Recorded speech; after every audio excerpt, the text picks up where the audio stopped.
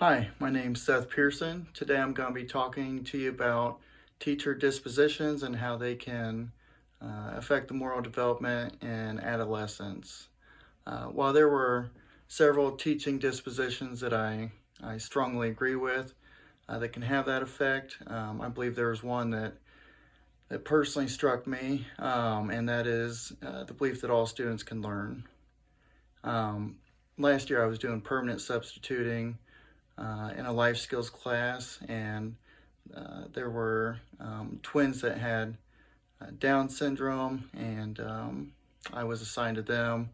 All the art teachers were having a really hard time with them, getting them to do pretty much anything for them, and I ended up, connecting with them and forming a personal bond with them, and eventually uh, they, started listening to me and even got to the point where we were also learning things. So I was able to teach them, and that was just a really awesome experience.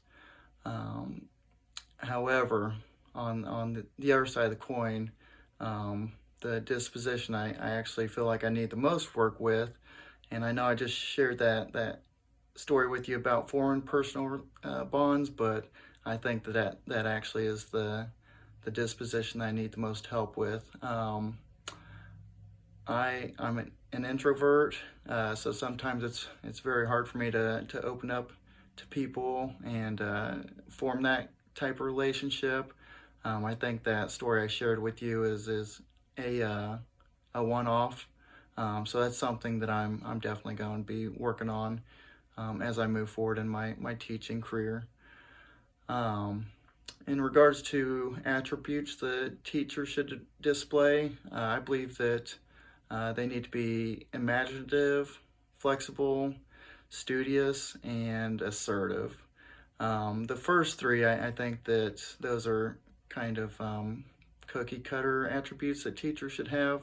Definitely, need to have those three, but assertive to me is one of the most important ones because if you can't be assertive, it's really easy to lose the classroom, and if you lose the classroom, then it's hard to teach any students anything. So that one's the most important to me. And then it's important that we don't ever display a behavior that we wouldn't want our students to exhibit. Um, Also, it's important to be familiar with the code of ethics for educators, and that you can use those to serve as a guide for how we should act in the classroom. I think having good teaching dispositions can allow for teachers to have a positive influence on adolescents by being a moral exemplar. And what that is just by leading by example, which is you'll hear that theme several times in this video. Moral exemplar is someone who is virtuous. They've lived the life of having a high morality and high standards for ethics, and again that they are leading by example and displaying that to others. And I think that's really important for the students to see.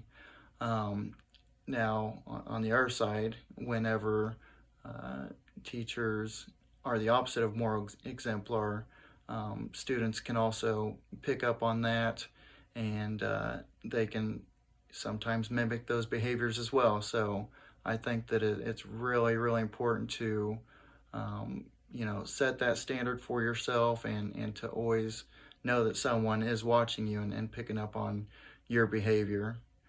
Um,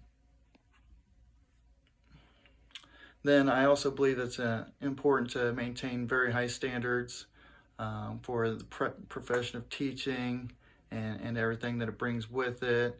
One way to do that is by being aware and occasionally reviewing things such as the Code of Ethics for Educators, the Professional Standards of Practice, and all relevant laws and policies. And one way I'm going to do that is by periodically reviewing those to keep it. I think if you can keep it fresh in your mind, then it kind of helps you to sometimes focus on that. So that's how I'm going to do that in regards to my experience. Um, and then, I hope that if I can lead by example through displaying ethical and moral behavior, that my students will pick up on that and want to mimic those actions. Having off-topic conversations about what moral and ethical behavior is, I think will be important to implement into teaching sessions. And then when teaching a subject such as history, which is what I'm hoping to do, I feel like really hitting on parts of history that show unethical behavior will bring that to children's attention. So thank you for listening, and I hope that you got something out of this. Thanks. Bye.